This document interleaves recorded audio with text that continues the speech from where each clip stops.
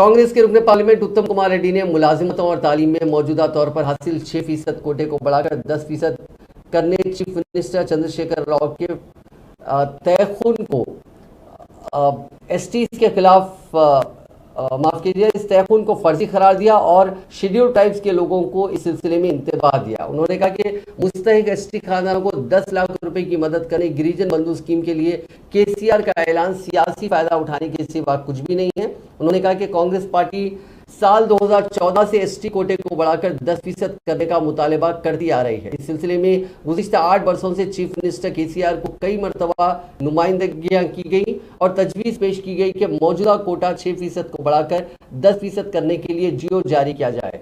रुकने पार्लियामेंट ने कहा कि उन्होंने इस मसले को पार्लियामेंट में भी कई मरतबा उठाया और जारिया साल 22 अगस्त को सदर जमहूरिया द्रौपदी मुर्मू से भी सिलसिले में नुमाइंदगी की गई थी। ताहम ना ही चीफ मिनिस्टर ने इनकी दरखास्त रद्द-ए-अमल जाहिर किया और ना ही एसटी कोटे में इजाफे के लिए वजीर आजम नरेंद्र मोदी ने उनकी तजवीज़ पर कोई रद्द-ए-अमल जाहिर किया।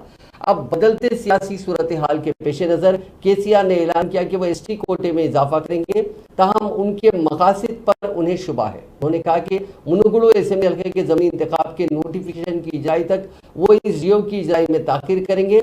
इसके लिए इंतखाबी ज़ाब्ते अखलाक का हवाला दिया जाएगा।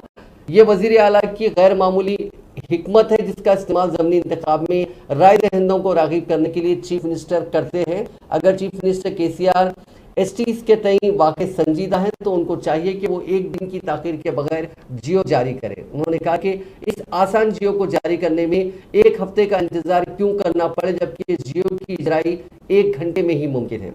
केसीआर इसके लिए वक्त लेना चाहते हैं। कांग्रेस एमपी ने कहा कि बीजेपी हुकूमत मुखालिफ क़बाइल है और एसटी कोटे को 10% करने की मंजूरी कभी नहीं देगी।